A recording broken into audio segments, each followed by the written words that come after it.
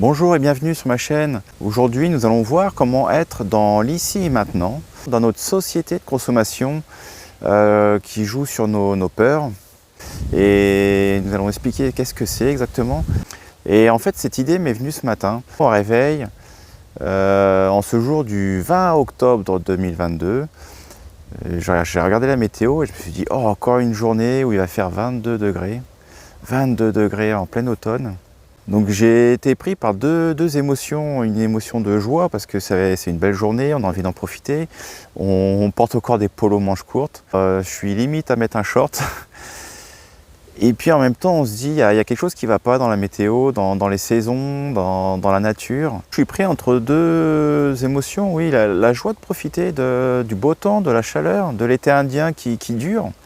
Je suis content aussi d'avoir moins de dépenses énergétiques. Et puis, comme je suis connecté à la nature, je ne peux pas oublier le fait que la nature souffre, la terre souffre. Et là, du coup, ça me met dans une contradiction. Et ce matin, j'ai bugué. Je me suis dit, mince, qu'est-ce qui se passe? Est-ce que je suis dans l'ici et maintenant? Alors si ça fait déjà plusieurs épisodes que vous regardez, je vous invite à vous abonner et pensez à activer la petite cloche pour être informé des nouveaux épisodes. Alors qu'est-ce que ça signifie être dans l'ici et maintenant? Alors c'est tout simple, c'est tout simplement être dans l'instant présent. C'est-à-dire vous êtes en train de regarder la vidéo là par exemple et vous ne faites que ça. Vous ne faites pas d'autres choses en parallèle. Vous n'êtes pas en train de penser à vos courses. Vous n'êtes pas en train de manger ou d'écrire un texto, vous êtes à 100% dans le visionnage de cette vidéo. Et l'instant va être optimisé. Vous allez intégrer tous les messages. Et puis en plus, ça me fait plaisir. Alors quand vous faites une activité, faites-la sans penser aux enjeux, sans penser aux conséquences. Faites-la en prenant du plaisir. Et en prenant du plaisir et de la joie, on va laisser libre cours à la créativité, à la spontanéité. Et c'est ce qui nous rend plus efficaces. Si on se projette dans les conséquences qui peuvent se produire à l'issue de l'activité, on va se placer dans la peur. La peur d'échouer, la peur de ne pas être à la hauteur. Et la peur bloque la créativité. Ça bloque la bonne circulation de l'énergie. Et là, on va réaliser notre activité sans utiliser notre plein potentiel.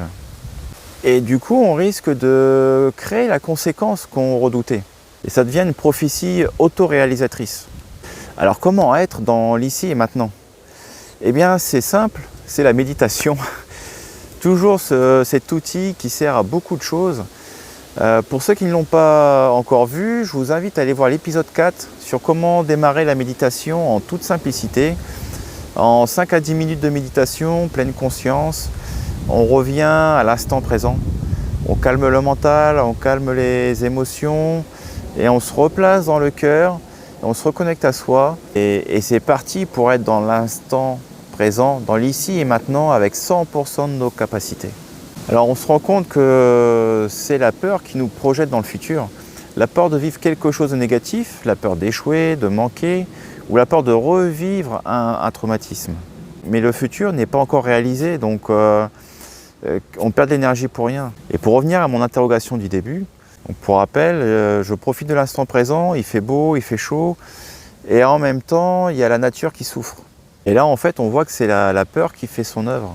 Dans l'instant présent, on se place dans le cœur, et dans le cœur, on est dans l'amour de soi, l'amour des autres, des animaux, des végétaux, des minéraux. On fait des activités dans le respect de notre environnement.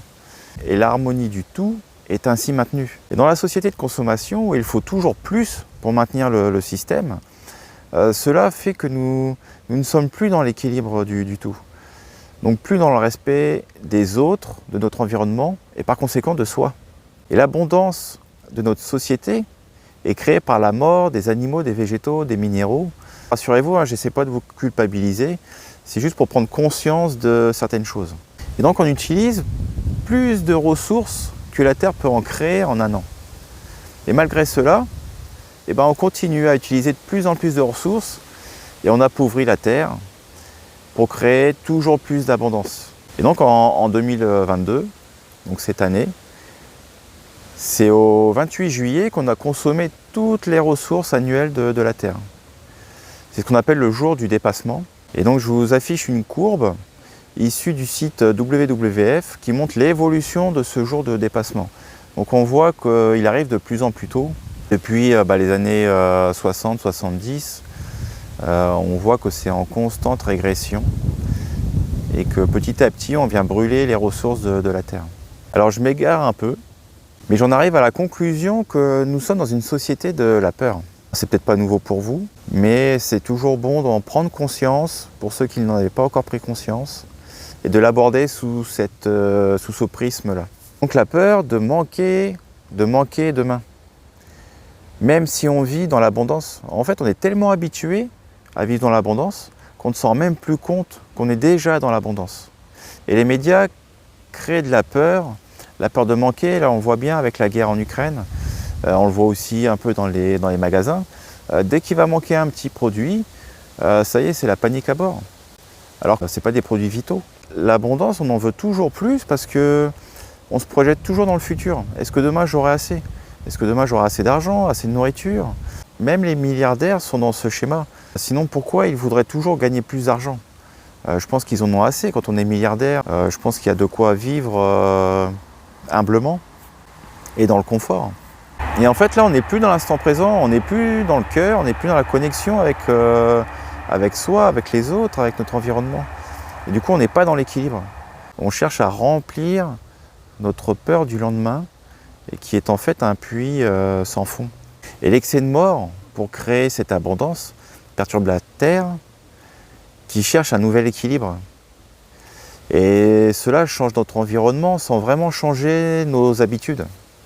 Alors on a beau faire des reportages, tirer des signaux d'alarme, les politiques ont pris le sujet en main, mais concrètement ça ne bouge pas beaucoup en fait. Donc être dans l'instant présent, c'est être dans le cœur, dans le respect de notre environnement. C'est accueillir et profiter de l'instant présent. Donc profitons de ces températures, tout en respectant la nature qui cherche un nouvel équilibre. Et ne tombons pas dans l'abondance à outrance qui sert à combler une peur du lendemain qui ne sera jamais comblée. Et d'ailleurs, pourquoi elle ne sera jamais comblée? C'est vrai que c'est un peu pessimiste ce que je dis. En fait, elle ne sera jamais comblée si on ne fait pas de travail sur soi. Et la personne qui cherche à évoluer, qui cherche à se reconnecter à soi, et du coup à se reconnecter à son environnement, elle va faire un travail pour réparer ses blessures. Et c'est là où je peux vous accompagner en fait, par l'énergétique, par la sophrologie. Donc avec l'énergétique, on va cibler les blessures, ça va combler le puits sans fond. Vous voyez là où on met de l'abondance, toujours de l'abondance pour se rassurer. Et petit à petit, avec la sophrologie également, on va reprendre confiance en soi petit à petit et on va reprendre des nouvelles habitudes pour être de plus en plus dans l'instant présent et ne plus avoir peur du lendemain. Alors si vous avez appris quelque chose, cliquez sur le pouce. Je vous invite à nouveau à vous abonner si vous aimez mes vidéos, si ça fait plusieurs fois que vous les regardez. Et n'oubliez pas d'activer la petite cloche pour être au courant des nouvelles diffusions. Portez-vous bien, ciao, bye bye.